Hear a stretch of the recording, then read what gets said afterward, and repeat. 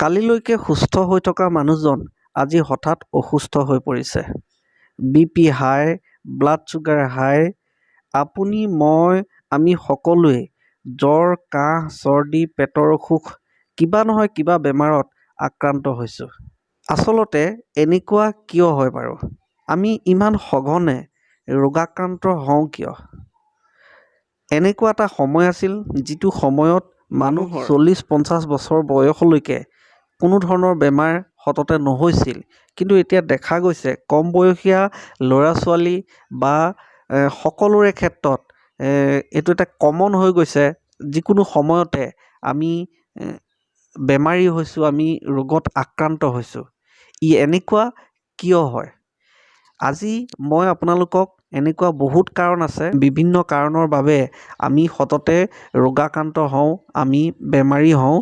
কিন্তু মই মাত্ৰ দুটা কাৰণ আপোনালোকৰ মাজত শ্বেয়াৰ কৰিম, আপোনালোকৰ লগত শ্বেয়াৰ কৰিম, যাৰ কাৰণে আমি সততে বেমাৰত ভুগিব লগা হৈছে, আমি অসুখত ভুগিবলগীয়া হৈছে। নমস্কাৰ, মই ৰাজীৱ আৰু আপোনালোকক মোৰ অন্য এটা নতুন ভিডিঅ'লৈ স্বাগতম জনাইছোঁ। বন্ধুসকল, আজিৰ ভিডিঅ'টো আৰম্ভ কৰাৰ আগতে মই আপোনালোকক দুটা পৰিয়ালৰ কাহিনী ক'ব বিচাৰিছোঁ। যি দুটা পৰিয়ালৰ কাহিনী শুনি আপোনালোকে বুজিব পাৰিব আমি সাধাৰণতে সঘনে কিয় বেমাৰত ভুগিব লগা হৈছে। গতিকে আপোনালোকে কাহিনীটো খুব মন দি শুনিব। মন দি নুশুনিলে আচল কথাখিনি বুজি পোৱাত অসুবিধা হ'ব। এখন গাঁৱৰ এটা চুবুৰীত দুটা পৰিয়াল আছে। এটা পৰিয়াল আৰ্থিকভাৱে সবল আৰু আনটো পৰিয়াল আৰ্থিকভাৱে দুৰ্বল। আমি সাধাৰণভাৱে যদি ক'ব লাগে তেতিয়া এনেকৈ ক'ব লাগিব, এটা পৰিয়াল ধনী আৰু আনটো পৰিয়াল দুখীয়া। দুয়োটা পৰিয়ালকে মানুহৰ যি মৌলিক প্ৰয়োজন, অন্ন, বস্ত্ৰ, বাসস্থান, সেয়া দুয়োটা পৰিয়ালকে লাগে। আৰু দুয়োটা পৰিয়ালৰে বাসস্থান আছে, বস্ত্ৰ আছে, অন্ন আছে, সকলো আছে। কিন্তু তাৰ মাজতো কিছু ক্ষেত্ৰত দুয়োটা পৰিয়ালৰ মাজত কিছু আমি পাৰ্থক্য দেখা পাওঁ। সেই পাৰ্থক্যখিনি আপোনালোকে মন দি শুনিবলৈ চেষ্টা কৰিব। যিটো ধনী পৰিয়াল, সেই পৰিয়ালটোৱে কি কৰে, খাদ্যৰ ক্ষেত্ৰত, বিশেষকৈ খাদ্যৰ ক্ষেত্ৰত ফল-মূল হওক, শাক-পাচলি হওক, মাছ-মাংস হওক বা অন্যান্য মিঠাই হওক, ফাষ্টফুডকে আদি কৰি এনেকুৱা খাদ্যৰ ক্ষেত্ৰত যিটো ধনী পৰিয়াল, সেই পৰিয়ালটোৱে যেতিয়াই ইচ্ছা কৰে তেতিয়াই তেওঁলোকে সেই খাদ্য বজাৰলৈ গৈ সেইখিনি ক্ৰয় কৰি সেইখিনি খাব পাৰে। কিন্তু যিটো দুখীয়া পৰিয়াল, সেই পৰিয়ালটোৱে ইচ্ছা কৰিলেই তেনেকুৱা খাদ্য খাব নোৱাৰে। অৱশ্যে এনেকুৱা নহয় তেওঁলোকে তেনেকুৱা খাদ্য নাখায়, তেনেকুৱা নহয়। তেওঁলোকেও মাহেকত 3-4 বাৰ তেনেকুৱা খাদ্য ক্ৰয় কৰি খাব পাৰে আৰু খায়ো।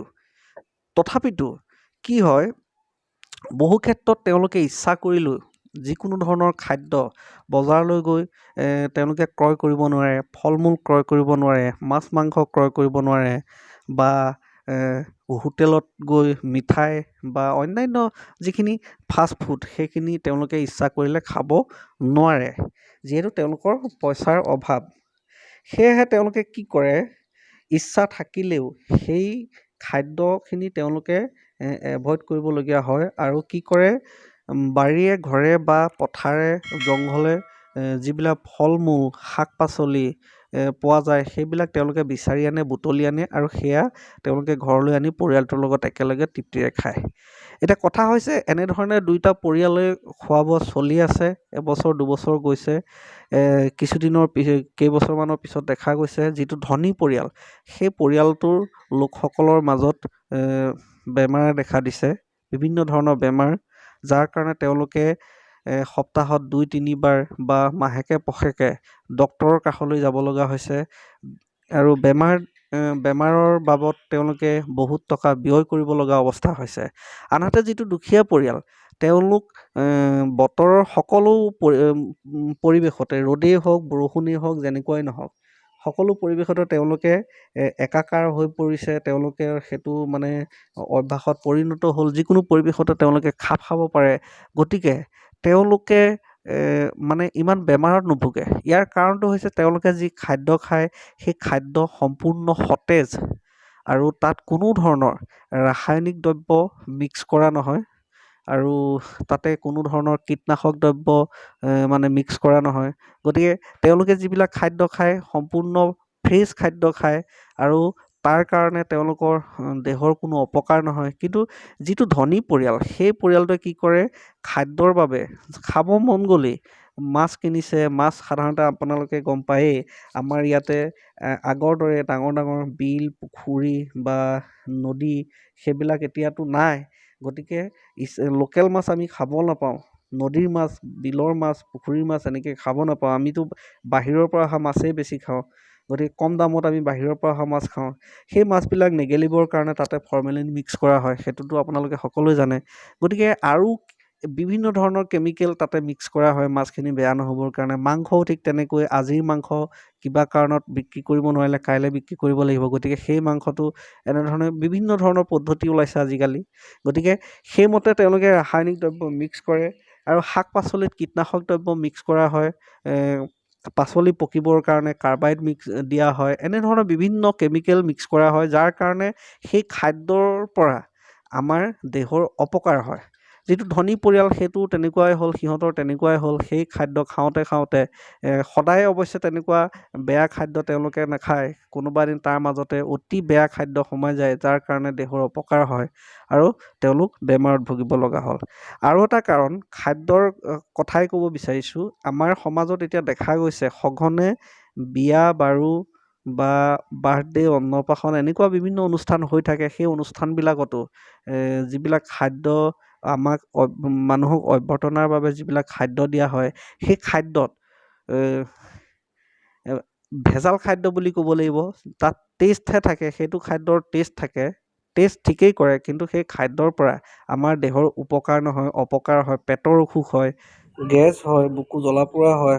এনেকুৱা বহুত উদাহৰণ আছে। আপুনি বিয়া খাব গৈছে, বিয়া খাই আহি আপুনি বাৰে বাৰে অহা যোৱা কৰিব লগা এটা পৰিৱেশ হৈছে, পেটৰ অসুখ হৈছে। গতিকে তেনেকুৱা বহুত কাৰণ আছে। গতিকে মূলতঃ খাদ্যৰ বাবে আমি বেমাৰত ভুগিব লগা হৈছে। আৰু ২ নম্বৰ কথাটো হৈছে, আগত এনেকুৱা আছিলে শুই উঠিয়েই কেঁকোৰা নাঙলটো লৈ পথাৰলৈ নগ'লে নহয়। মানুহে পথাৰত দিনৰ দিনটো কষ্ট কৰিব লাগে, কাম কৰিব লাগে।